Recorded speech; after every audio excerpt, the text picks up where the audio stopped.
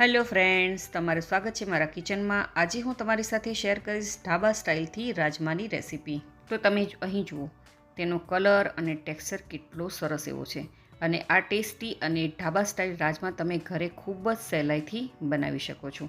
અને આ ઢાબા સ્ટાઇલ રાજમાને બનાવવા માટે ઓછામાં ઓછા મસાલાનો ઉપયોગ પણ કરવામાં આવે છે અને આ રાજમાને તમે રોટલી, પરોઠા અથવા તો ભાતની સાથે સર્વ કરી શકો છો। તો ચાલો રેસીપી શરૂ કરીએ। નવી રેસીપી શીખવા માટે મારી ચેનલને સબસ્ક્રાઈબ કરજો અને બાજુમાં આપેલા બેલ આઇકોનને જરૂરથી પ્રેસ કરજો, એટલે નવી રેસીપીના નોટિફિકેશન સૌથી પહેલાં તમને મળે। તો એકદમ ઢાબા સ્ટાઇલથી રાજમા બનાવવા માટે મેં અહીં 1 કપ જેટલા રાજમા લીધા છે। અહીં મેં આ નાની સાઇઝના અને હલકા એવા બ્રાઉન કલરવાળા રાજમા લીધા છે। જો તમારી પાસે આ રીતની નાની સાઇઝના રાજમા ન હોય તો કંઈ વાંધો નહીં, તેની જગ્યાએ તમે આ રીતના મોટા અને ડાર્ક કલરના રાજમાનો પણ ઉપયોગ કરી શકો છો। બંનેનો ટેસ્ટ સેમ જ આવે છે। તો અહીં રાજમાને મેં 2 થી 3 પાણીથી સરસ એવા ધોઈ લીધા છે અને હવે મેં 7 થી 8 કલાક માટે આને પલળવા માટે પણ રાખી દીધા હતા। તો તમે જોઈ શકો છો કે રાજમા પલળ્યા બાદ તેના ડબલ થઈ ગયા છે। હવે રાજમામાંથી આપણે બધું જ પાણી કાઢી લઈશું અને આ બધા જ રાજમાને આપણે પ્રેશર કુકરમાં ટ્રાન્સફર કરી લઈશું। હવે તેમાં આપણે 3 કપ જેટલું પાણી એડ કરીશું। અહીં આપણે જેટલા રાજમા લીધા છે તેનું ડબલ આપણે પાણી લેવાનું છે। પાણી એડ કર્યા બાદ આપણે તેમાં 1 નાની ચમચી જેટલું મીઠું પણ એડ કરીશું અને તેને સારી રીતે મિક્સ કરી લઈએ, તેથી મીઠું છે તે પાણીમાં સરસ એવું મિક્સ થઈ જાય। હવે કુકરનું ઢાંકણ બંધ કરી અને મીડિયમ ગેસની ફ્લેમ પર આપણે ઓછામાં ઓછી 7 થી 8 કુકરની વિસલ લગાડવાની છે। તો તમે જોઈ શકો છો કે કુકરની 7 વિસલ થઈ ગઈ છે અને કુકર પણ સરસ એવું ઠંડુ થઈ ગયું છે।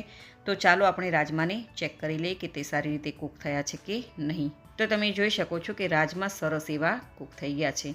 હું તમને અહીં એક દાણો તેનો પ્રેસ કરીને બતાવું। તો અહીં જુઓ, રાજમાનો દાણો છે તે સરસ એવો મેશ થઈ જાય છે। ધેટ મીન્સ કે આપણા રાજમા છે તે પરફેક્ટ કૂક થઈ ગયા છે। તો ચાલો હવે આપણે નેક્સ્ટ પ્રોસેસમાં જઈએ। હવે મીડિયમ ગેસની ફ્લેમ પર આપણે એક કડાઈ રાખીશું અને કડાઈમાં 1.5 મોટી ચમચી જેટલું તેલ એડ કરીશું અને તેની સાથે આપણે 1.5 મોટી ચમચી જેટલું ઘી પણ એડ કરીશું। અહીં તમે બંનેમાંથી કોઈ પણ એક વસ્તુનો પણ ઉપયોગ કરી શકો છો, તેલ અથવા ઘીનો। હવે તેલ અને ઘી સરસ એવું ગરમ થઈ જાય એટલે તેમાં 1 નાની ચમચી જેટલું જીરું, 2 તમાલપત્ર, 1 ઇંચ જેટલો તજનો ટુકડો, 2 મોટી ઇલાયચી અને 2 સૂકા લાલ મરચાં એડ કરીશું અને આ બધા સૂકા મસાલાને આપણે થોડી સેકન્ડ માટે સોતે કરી લઈએ।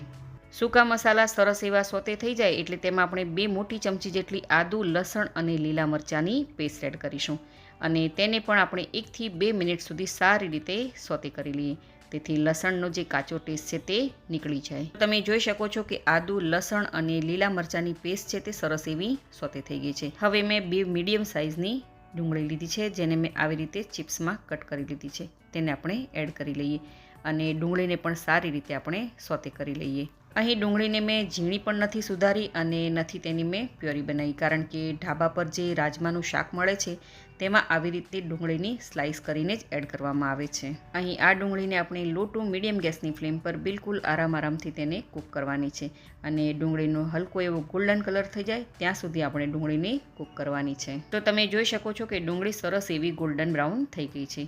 હવે તેમાં આપણે 2 મીડિયમ સાઇઝના ટામેટાં એડ કરીશું। ટામેટાને પણ મેં આવી રીતે સ્લાઇસમાં કટ કરીને એડ કર્યા છે। ટામેટાં એડ કર્યા બાદ તેની સાથે આપણે 1 નાની ચમચી જેટલી હળદર અને 1 મોટી ચમચી જેટલું કાશ્મીરી લાલ મરચું એડ કરીશું અને તેને સારી રીતે મિક્સ કરી લઈએ। કાશ્મીરી લાલ મરચું એડ કરવાથી રાજમાનો કલર છે તે ખૂબ જ સરસ એવો આવશે અને તીખું અહીં તમે તમારા ટેસ્ટ પ્રમાણે વધારે કે ઓછું પણ કરી શકો છો। હવે સ્વાદ પ્રમાણે મીઠું એડ કરીશું, તેથી ટામેટો છે તે જલ્દીથી કૂક થઈ જાય અને ટામેટાને આપણે ઓછામાં ઓછી 1 થી 2 મિનિટ સુધી મીડિયમ ગેસની ફ્લેમ પર તેને કૂક કરવાના છે। તો અહીં જુઓ, ટામેટાં છે તે હલકા એવા આપણા કૂક થઈ ગયા છે। હવે તેમાં આપણે 1 નાની ચમચી જેટલો ગરમ મસાલો પણ એડ કરી લઈએ અને તેને પણ સારી રીતે મિક્સ કરી લઈએ। તો તમે જોઈ શકો છો કે ડુંગળી અને ટમેટાં છે તે સરસ એવા કૂક થઈ ગયા છે। હવે ગેસની ફ્લેમ આપણે લો પર કરી દઈએ। હવે આમાં આપણે જે રાજમાને બાફીને રાખ્યા હતા તે પાણી સાથે જ આપણે એડ કરી દઈએ અને ગેસની ફ્લેમ આપણે હવે મીડિયમ પર કરી દઈશું અને રાજમાને સારી રીતે મિક્સ કરી લઈએ। હવે રાજમાને કવર કરીને 4 થી 5 મિનિટ સુધી તેને કૂક થવા દઈએ। તો લગભગ 5 મિનિટ થઈ ગઈ છે અને રાજમા છે તે સરસ મસાલામાં મિક્સ થઈ ગયા છે અને આપણા રાજમા ઓલમોસ્ટ બનીને તૈયાર થઈ ગયા છે। હવે તેમાં અડધી નાની ચમચી જેટલી આપણે કસૂરી મેથી એડ કરીશું.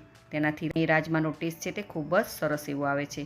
હવે તેની સાથે આપણે ઝીણી સુધારેલી કોથમીર પણ એડ કરીશું અને સારી રીતે તેને મિક્સ કરી લઈએ. તો અહીં જુઓ, રેડી છે આપણા ગરમા ગરમ ઢાબા સ્ટાઇલથી રાજમા. હવે ગેસની ફ્લેમ આપણે બંધ કરી દઈએ અને તેને આપણે ગરમ ગરમ સર્વ કરી લઈએ. રાજમા તમે ઘણીવાર બનાવીને ખાધા હશે, પરંતુ તમે આ રીતે ઢાબા સ્ટાઇલથી અને એ પણ મારી સ્ટાઇલથી તમે એકવાર રાજમા બનાવજો, તમને ખૂબ જ ભાવશે. આ રાજમાને તમે ફુલકા રોટલી, પરોઠા અથવા તો ભાત સાથે સર્વ કરી શકો છો. તો તમે આ રેસીપી જરૂરથી ટ્રાય કરજો. તમે આ રેસીપી કઈ સિટી, કયું સ્ટેટ અને કઈ કન્ટ્રીમાંથી જોઈ રહ્યા છો મને કમેન્ટ કરીને જરૂરથી જણાવજો. જો તમને મારી આજની આ રેસીપી ગમી હોય તો વિડીયોને લાઇક કરજો અને વધારેમાં વધારે શેર કરજો અને મારી ચેનલને જરૂરથી સબસ્ક્રાઈબ કરજો. તો ફરી મળીએ એક નવી રેસીપી સાથે.